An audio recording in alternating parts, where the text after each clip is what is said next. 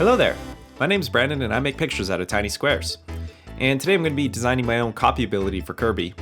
And I'm sure most of you are familiar with this character, but just in case not, Kirby can inhale an enemy and absorb their characteristics. This topic came up after my previous sprite design video, and while I'm not extensively knowledgeable on the entire Kirby canon, I have played a little bit of Kirby in the Amazing Mirror for the Game Boy Advance, so let's go ahead and take a look at some of the sprite designs from that game for inspiration and help in planning the approach here. First of all, looking at the base Kirby sprite, we'll see that he's only 18 pixels tall in his neutral stance. And the only instances of dark line work are that which go around the perimeter of the sprite and the two eyes. Perhaps the most interesting thing though, for a sprite this size anyway, are the range of 6 pinkish tones used to color and shade the body.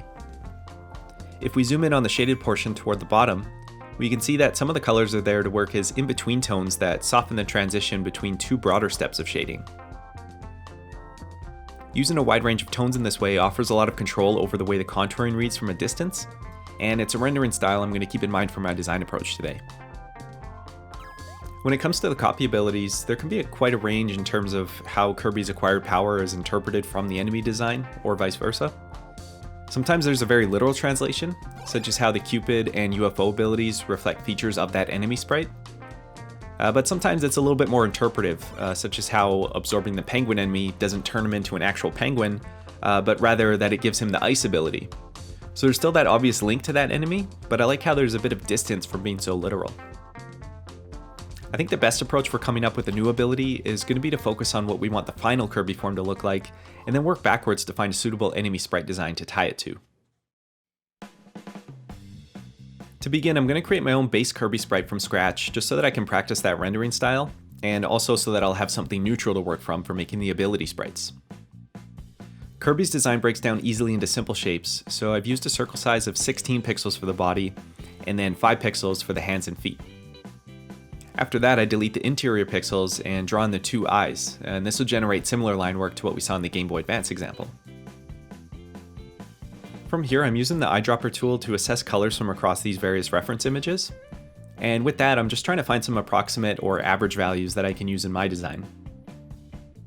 I tend to work with color selections using the HSB slider, and I find it's an incredibly useful practice because you end up kind of recognizing certain values or patterns of color over time.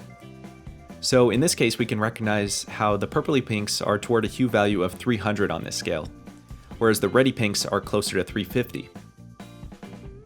When creating the range of gradually darker pinks to use for the shading on Kirby, I'm shifting the hues over a range of about 330 to 350, while also making those color selections darker and more saturated. And this will give the sprite more vibrant coloring overall. I've also introduced a highlight color that's sort of a yellowy orange, and then I've colored the upper portion of the line work in a dark purple. And the reason for this is because those colors are on the opposite ends of pink, so they'll provide an even wider dynamic range of color at play here. The next thing I'm doing here is just making him a little bit wider. I felt like he was looking too perfectly circular, so I moved a few of the pieces around and then just connected them back up. And then finally, I'm adding one of those in-between colors by painting with the existing shade tone on a new layer set to 50% opacity. And that way it'll actually sit on there as being exactly halfway between those existing colors for now to kind of blend the two together like we saw in the previous example.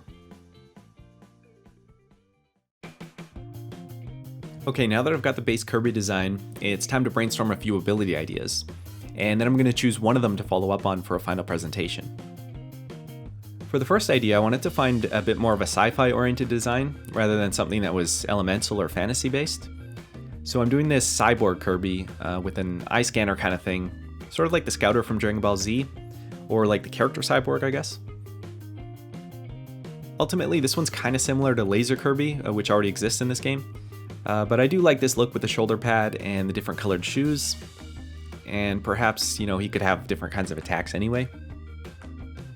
For the next one, I had this image of Kirby with kind of a giant green slime hand, like maybe it's a weird radioactive mutation or something.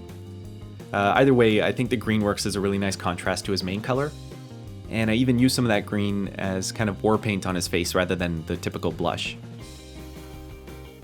Probably my favorite detail though is the headband that's fashioned from this striped hazard tape, as if he just kind of grabbed it from the environment and he's going full on nuclear Rambo in Dreamland there. The third idea is pretty basic. It's just Kirby as a cat. One of those cases where, it'd be fitting just to have him directly adopt the characteristics of the enemy design. To be honest, I'm kind of surprised this ability isn't already something that exists in the game. Not that I was able to find anyway. Although apparently there is a playable cat character called Nago that appears in some of the games. By the way, huge shout out to the Kirby wiki. That page was tremendously helpful for being able to brush up on all the Kirby lore that I needed for this video.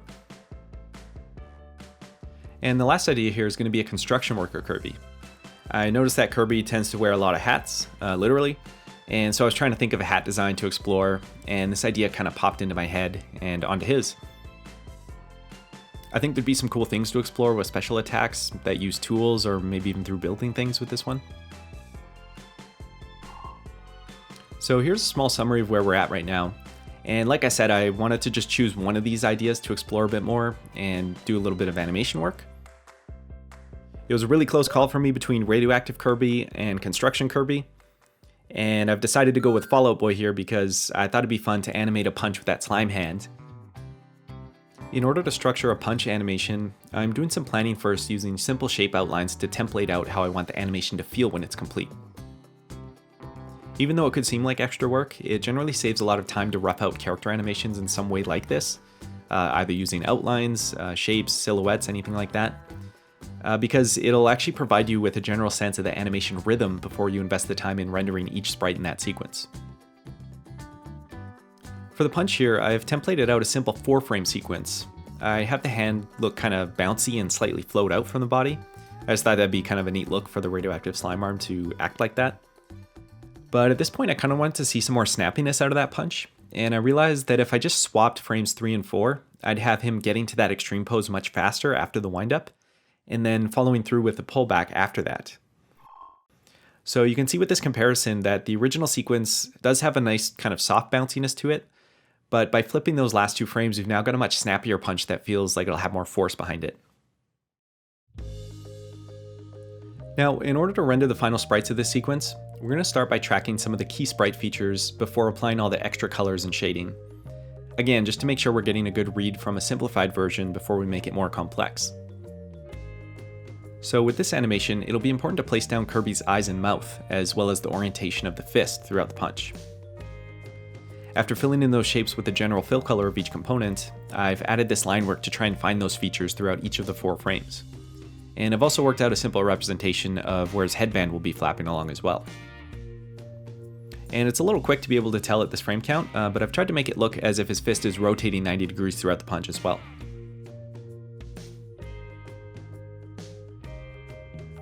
At this point, we move into the final render, and I'm just going to copy over my existing sprite and use the simplified template underneath to help reposition and redraw pieces of that.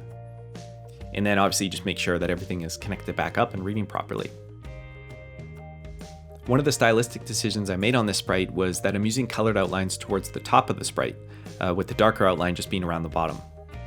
So this scheme follows over to the slime fist rendering also, but that means I have to look out for carrying that through to each of the 4 frames. This is probably the trickiest part of any animation, especially when you have a higher number of colors at play like this, because you want to make sure that those individual clusters of color follow some kind of animated flow also, not just the entire sprite as a whole. So you can see in my first pass here, there's still a couple tweaks to make in the fine-tuning, like how there's this random light pink pixel popping into a single frame there. This random light pink pixel popping in on a single frame. Why does that sound like a beat poem? Anyway, I also think that this other arm here is still quite static.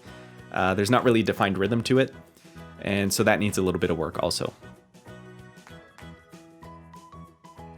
I'll show the finalized design in a second, but I also wanted to just finish up the concept by creating an enemy sprite that Kirby might copy this ability from. My first thought was to basically just have a sentient barrel of slime waste, but then I thought, maybe you flip the barrel upside down, you make the slime into a slug, baby, you got a snail going. I tried to add some line work for the radioactive logo on there also, but it's pretty obscure at this resolution, so in the end I swapped that out for a different design, but it was worth a shot anyway. Okay, so let's take a look at the final character concept for Fallout Kirby.